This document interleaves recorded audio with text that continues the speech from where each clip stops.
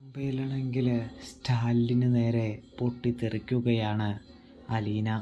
അത് വേറെ ഒന്നുകൊണ്ടുമല്ല, സ്റ്റാലിൻ തന്നെയാണ് പല പ്രശ്നങ്ങൾക്കും തുടക്കം കുറിക്കുന്നത് എന്ന് കാണാൻ സാധിക്കുന്നുണ്ട്.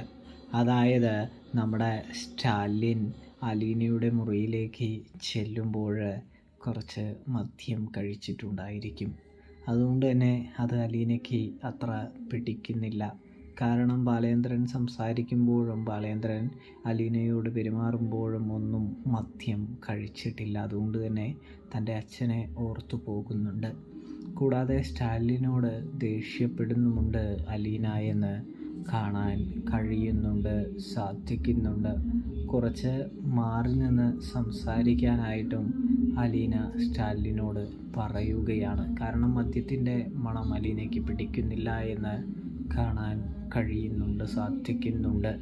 തുടർന്ന് നമുക്ക് കാണാൻ കഴിയുക, കൃഷ്ണമോളുടെ അടുത്താണെങ്കിൽ നമ്മുടെ ബബിതയും ഉണ്ട് കേട്ടോ. അപ്പോൾ അവരെ വിളിച്ചിട്ട് ചോദിക്കുന്നുണ്ട്, നിങ്ങളുടെ അച്ഛൻ ഇത് എവിടെ പോയി? അവളുടെ കൂടെ പൊറുതി തുടങ്ങിയോ, ആ വൃത്തികെട്ടവളുടെ കൂടെ എന്ന് ചോദിക്കുകയാണ്.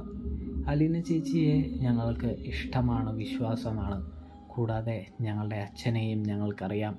അമ്മയെയാണ് ഞങ്ങൾക്കൊരു ലേശം പോലും പിടികിട്ടാത്തത് എന്ന് പറയുമ്പോൾ, എന്താടി നീ അങ്ങനെ പറഞ്ഞത് എന്ന് ചോദിക്കുമ്പോൾ, ചിലരുടെ മനസ്സിലുള്ള ദുഷ്ടതയും ചില പഴയ കാര്യങ്ങളൊന്നും ആർക്കും മനസ്സിലാവില്ലല്ലോ, ആർക്കും മാന്തിയെടുക്കാൻ പറ്റില്ലല്ലോ. മണ്ണ് മാന്തുന്ന മാതിരി രഹസ്യങ്ങളൊന്നും ചുഴഞ്ഞെടുക്കാനായിട്ട് കഴിയില്ലല്ലോ എന്ന് അലീന വൈജയന്തിയുടെ മുഖത്തും ചോദിക്കുമ്പോൾ വൈജയന്തി മനസ്സിലാക്കുന്നുണ്ട്, എന്തൊക്കെയോ രഹസ്യങ്ങൾ ഇവൾക്കും അറിയാമെന്ന്. എന്തൊക്കെ സംഭവിക്കുമെന്ന് കണ്ടു തന്നെ കാണണം. വൈജയന്തി അലീനയെ പേടിച്ചു തുടങ്ങുന്നുണ്ട്. കൂടാതെ കൃഷ്ണമോളെയും പേടിക്കുന്നുണ്ട് എന്ന് കാണാനായിട്ട് സാധിക്കും.